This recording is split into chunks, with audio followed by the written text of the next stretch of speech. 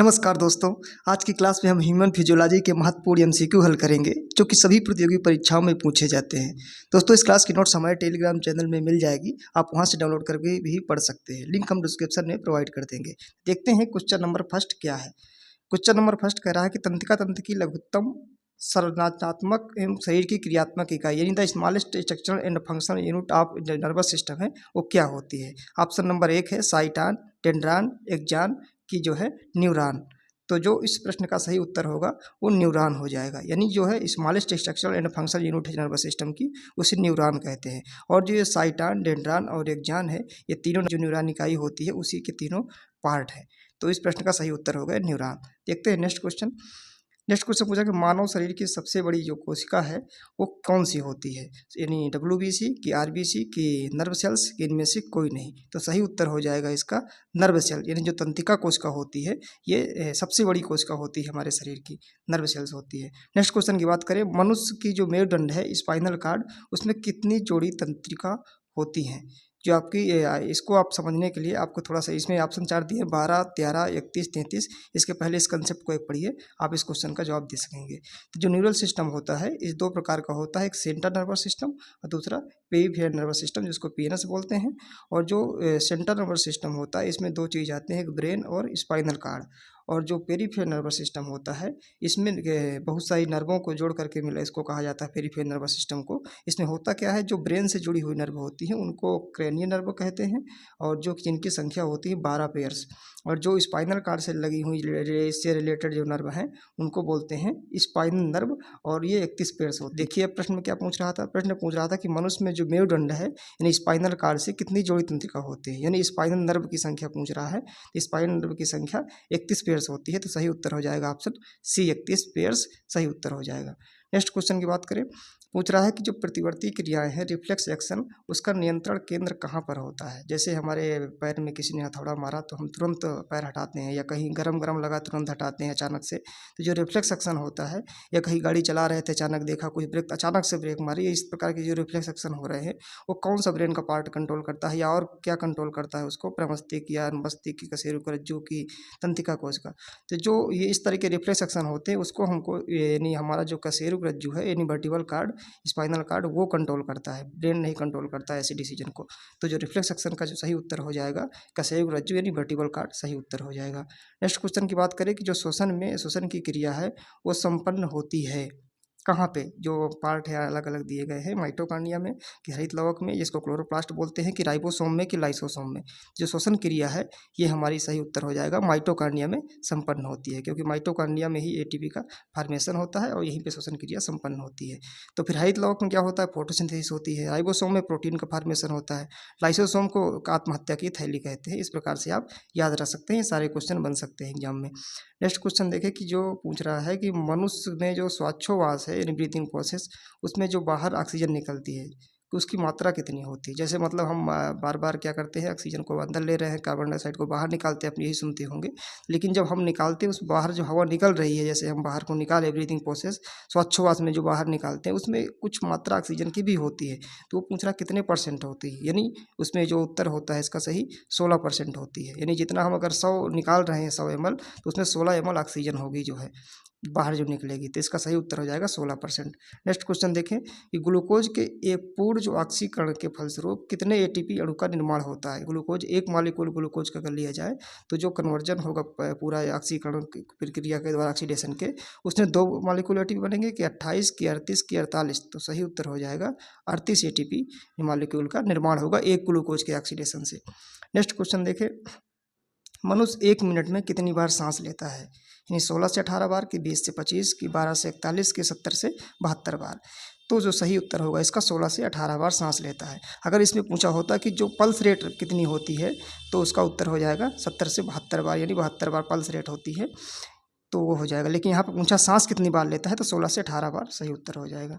Next question देखें कि भोजन का ऊर्जा के रूप में कोशिका के किस भाग में होता है, यानी भोजन का जो ऊर्जा में परिवर्तन होता है वो कोशिका के किस भाग में होता है। Which part of the cells does the conversion of food into energy take place. कहाँ पे, केंद्रक में, कि लाइसोसोम में, कि राइबोसोम में, कि माइटोकॉन्ड्रिया में। तो अभी बताया था कि माइटोकॉन्ड्रिया में ही ऊर्जा का फॉर्मेशन होता है, इसी को पावर हाउस ऑफ सेल कहते हैं।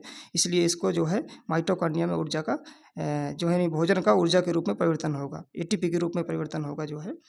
तो नेक्स्ट आपका जो है सुक्रोज है उसको ऑक्सीजन की प्रेजेंस में CO2 और जल में टूटेगा, तो इस प्रक्रिया को क्या बोलते हैं? वायु श्वसन यानी एरोबिक रेस्पिरेशन की, वायु श्वसन एनारोबिक रेस्पिरेशन की, ग्लाइकोलिसिस की, हाइड्रोलिसिस, जल अपघटन बोलते हैं।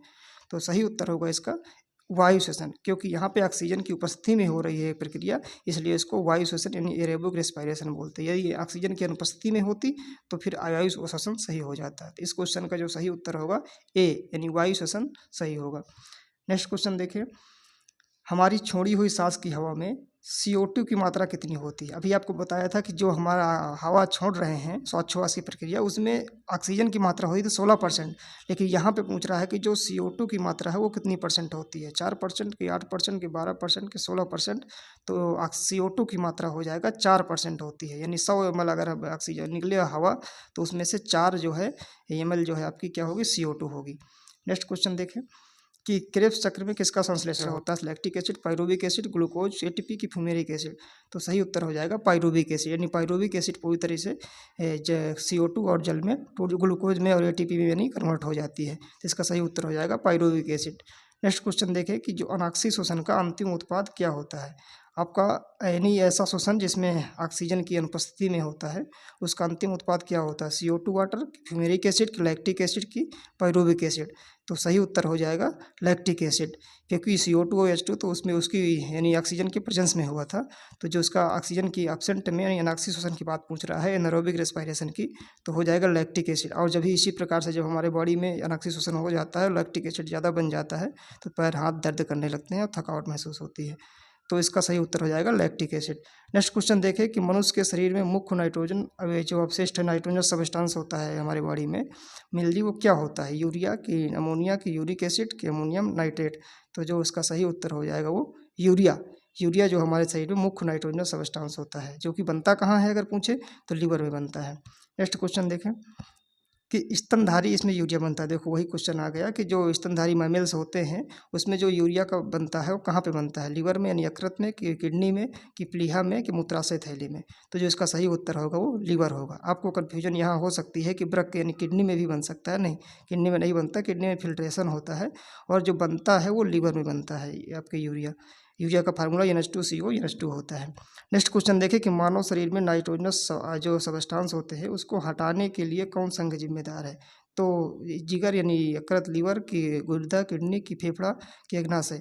तो जो आपका फिल्ट्रेशन होता है यूरिया का वो किडनी में होता है। तो सही उत्तर हो जाएगा गुर्दा, किडनी में नेफ्रॉन होता है और वहीं पे पूरी फिल्ट्रेशन प्रक्रिया होती है, तो वहाँ पे होता है। नेक्स्ट क्वेश्चन देखिए, मनुष्य में रुधिर क्षमता है, जो आपका ब्लड है वो कहाँ पे क्षमता है? फेफड़ों में, कि कुंडलित नलिका यानी कॉइल ट्यूब में, कि बोमन कैप्सूल में, कि मूत्रवाहिनी में, यूरेटर में। तो जो आपका ब्लड है वो लंग्स में तो नहीं हो सकता, क्योंकि लंग्स में तो क्या होता है ऑक्सीजन वहाँ फिल्ट्रेशन होता है, शुद्ध होती है, कार्बन डाइऑक्साइड और ऑक्सीजन का एक्सचेंज होता है। और कुंडलित नलिका वो अलग चीज़ हो गई लेकिन बोमन कैप्सूल जो होता है ये नेफ्रॉन का जो सबसे पहला पार्ट होता है, तो बोमन कैप्सूल यहीं पे जो है आपका ब्लड जो है क्षमता है। इसका फिगर में आप देख सकते हैं कि यहाँ पे भी बोमन कैप्सूल बना हुआ है। आप यहाँ से ब्लड जो है छनेगा और जो है जो कुछ हमारी बॉडी के लिए रिक्वायरमेंट सब्सटेंस है वो ऊपर हो जाएंगे और जो नहीं चाहिए वो जा कर के इसमें आपके यूरिनरी ट्रैक्ट से जा कर के बाहर निकल जाएंगे। नेक्स्ट क्वेश्चन देखें कि जो मूत्र का पीला रंग है वो किसकी मौजूदगी के कारण से होता है? आपका जो यूरिन होता है उसमें पीला पीला रंग होता है, वो किसका कारण से होता है? निपित्त वाइल के कारण से, कि लिम्फ लसिका के कारण से, कि कोलेस्ट्रॉल के कारण से, कि यूरोक्रोम के कारण से। तो आपको इसको याद रखना है, सही उत्तर हो जाएगा यूरोक्रोम। यूरोक्रोम जो होता है इसके प्रेजेंस से जो यूरिन का कलर होता है वो येलो होता है। नेक्स्ट क्वेश्चन देखें, गुर्दे का जो कार्यात्मक यूनिट है वो क्या होता है, यानी the functional unit of kidney क्या होती है? एक्जान, की न्यूरॉन, की नेफ्रॉन, की धमनी। तो सही उत्तर हो जाएगा इसका नेफ्रॉन। अभी आपको बताया था कि जो structural and functional unit of nervous system होती है वो न्यूरॉन होती है, ये न्यूरॉन होती है, उसके उत्तर हो जाएगा। लेकिन इस प्रश्न में पूछा है कि structural and function unit of kidney, और जो नेफ्रॉन होती है वो किडनी की स्ट्रक्चरल एंड फंक्शन यूनिट होती है और इनकी संख्या तो लाखों में संख्या होती है इस किडनी में जो है। ठीक है, नेक्स्ट क्वेश्चन देखें, कृत्रिम गुडना यानी जो आपकी आर्टिफिशियल किडनी है उसका किस सिद्धांत पर कार्य करती है। जो किडनी है वो तो आपको बताया था ब्लड का फिल्ट्रेशन का काम करती है, लेकिन जो आर्टिफिशियल किडनी है वो क्या किस उसका मतलब प्रक्रिया को क्या बोलते हैं, ऑस्मोसिस बोलते हैं कि डायलिसिस बोलते हैं कि डिफ्यूजन बोलते हैं कि सक्रिय परिवहन इलेक्ट्रिक ट्रांसपोर्ट बोलते हैं। तो जो आर्टिफिशियल किडनी के रूप में कार्य करता है उसको डायलिसिस बोलते हैं, यानी अपोहन विधि द्वारा। जो जिसकी किडनी नहीं काम कर रही होती है उसको अपोहन विधि की या डायलिसिस के द्वारा उसका ब्लड का फिल्ट्रेशन करते हैं। उसकी अगर नेक्स्ट क्वेश्चन देखें कि मानव शरीर में यूरिया की अधिकतम मात्रा किस में पाई जाती है, कि रक्त में, कि हृदय में, कि मूत्र में, कि पसीने में। तो जो यूरिया आपकी सबसे ज़्यादा मूत्र में यानी यूरिन में पाई जाएगी मात्रा।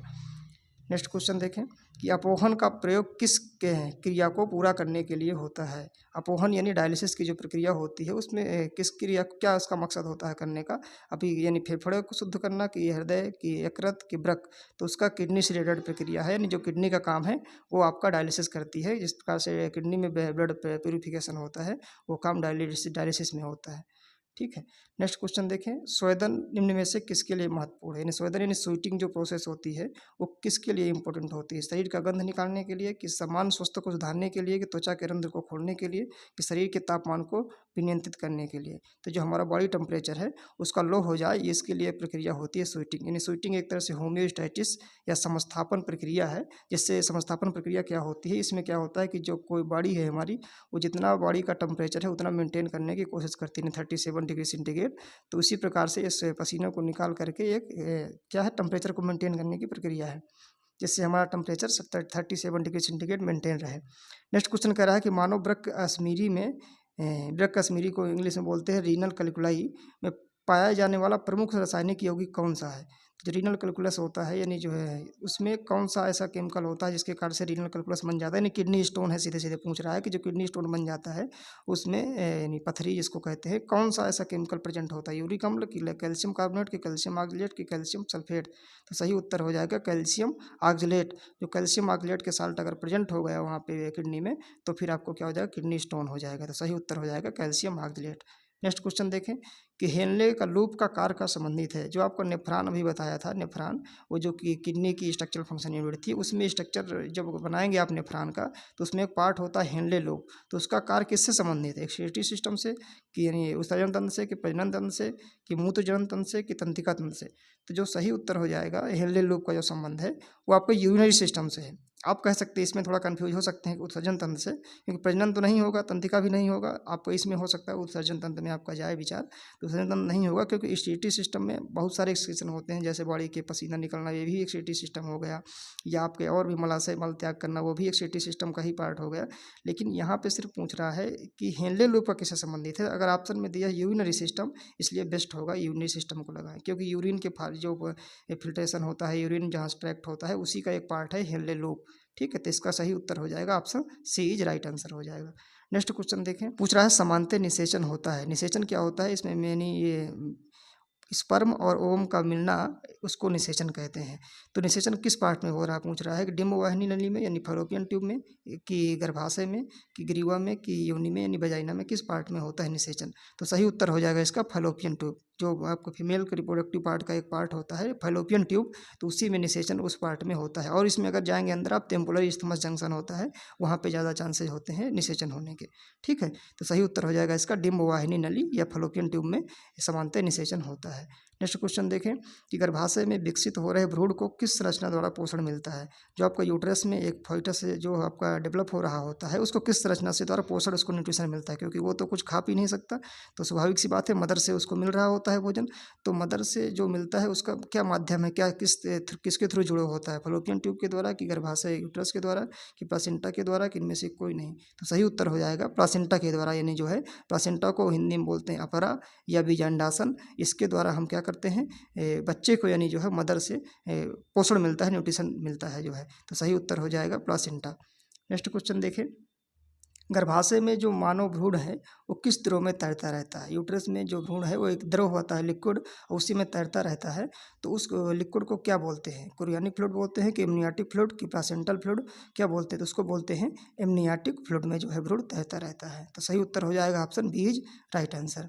नेक्स्ट क्वेश्चन देखें कि दो युग्मकों के संयोजन को क्या कहते हैं। अभी आपको बताया था, यानी जो मेल गैमेट है और फीमेल गैमेट, उन दोनों को अगर जोड़ दोगे, यानी जो है स्पर्म और ओवम कह सकते हो, तो उस प्रक्रिया को क्या बोलते हैं? निषेचन बोलते हैं कि परिवर्धन की पुनर्जनन की परागण? सही उत्तर हो जाएगा निषेचन या फर्टिलाइजेशन बोलते हैं। जब टू गैमेट मिलते हैं तो फर्टिलाइजेशन बन के जाइगोट बनता है, फिर आगे कन्वर्ट होकर एम्ब्रियम बनता है।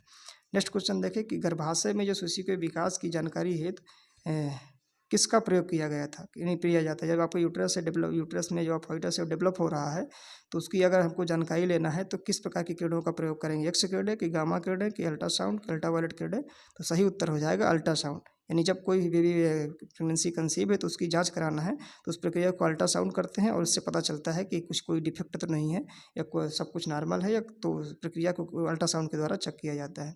नेक्स्ट क्वेश्चन देखें, भ्रूण के विकास के लिए निम्न में से किस अंग के द्वारा खाद्य की पूर्ति की जाती है? अभी आपको बताया था जो न्यूट्रिशन है, यानी मदर से बेबी में जो पहुंच रहा है वो किसके पार्ट के थ्रू पहुंचता है? यूट्रस की प्लासेंटा कि ओवरी के हेटेरोटॉप्स? तो सही उत्तर हो जाएगा प्लासेंटा, यानी बीजांडासन के द्वारा जो है अपरा के द्वारा न्यूट्रिशन बेबी को मदर से पहुंचता है।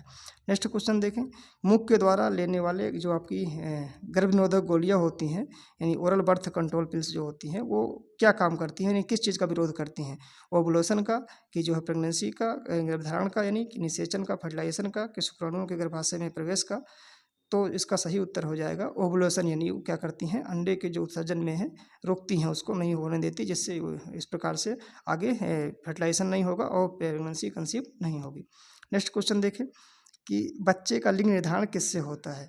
जो बेबी होता है उसका लिंग निर्धारण, लिंग का जो यानी जेंडर है वो कैसे आपका निर्धारण होता है? माँ के रक्त समूह से कि पिता के रक्त समूह से कि माता पिता के RH फैक्टर से कि गुणसूत्र से यानी क्रोमोसोम से?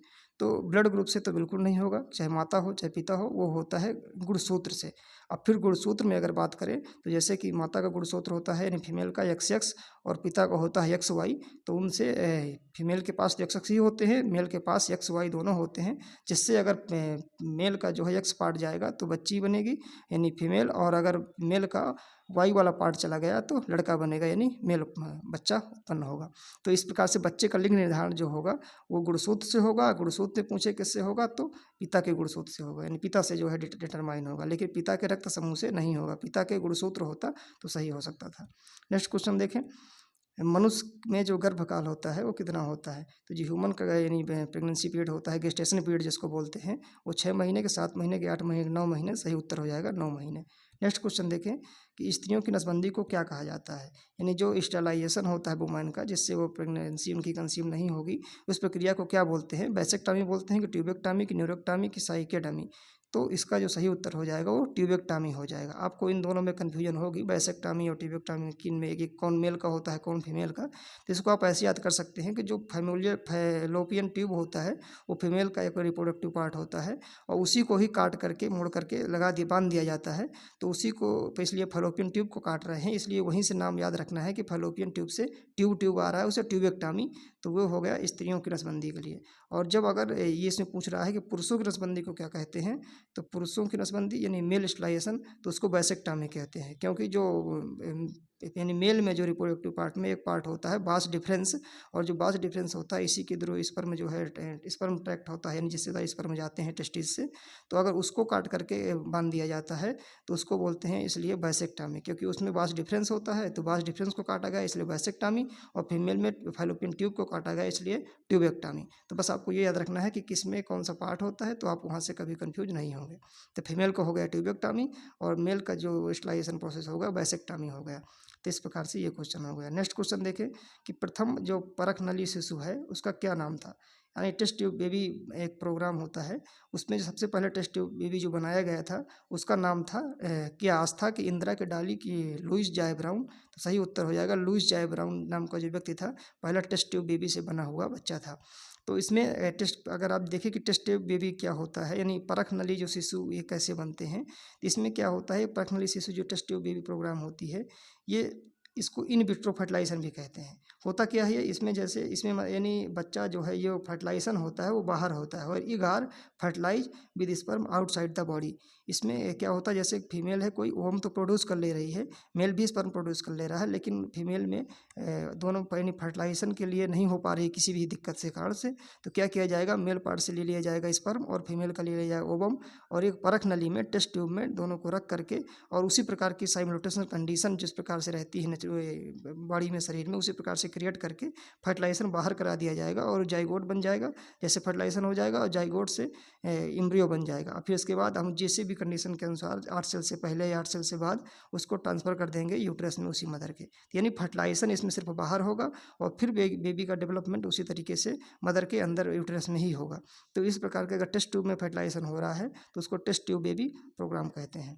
पहला जो टेस्ट ट्यूब से बना था लुईस जाए ब्राउन था। नेक्स्ट क्वेश्चन देखें कि एमनियोसेंटेसिस एक क्या तरीका है जो बताता है, क्या बताता है। तो जो amniocentesis is a method that tells, क्या बताता है, यानी जो है सेक्स ऑफ फॉइटस, यानी भ्रूण के लिंग को बताता है, कि एमिनो एसिड के प्रकार को, कि प्रोटीन एमिनो एसिड के सीक्वेंस को, कि टाइप्स ऑफ हार्मोन को बताता है। तो क्या जो एमनियोसेंटेसिस है ये एमनियाटिक फ्लूइड होता है जो यूट्रस में होता है, और उसी एमनियोसेंटेसिस एक ऐसी मेथड है जो भ्रूण के लिंक बताता है, जिससे पता चल जाता है, लेकिन ये सरकार के द्वारा बताया अलाउ नहीं है, लेकिन एमनियोसेंटेसिस मेथड से भ्रूण के लिंक को पता किया जा सकता है। और आज की क्लास खत्म होती है दोस्तों, उम्मीद करता हूँ क्लास पसंद आई होगी। हमारा हौसला बढ़ाने के लिए वीडियो को लाइक करके चैनल सब्सक्राइब कर लें। Thank you so much. जय हिंद, जय भारत।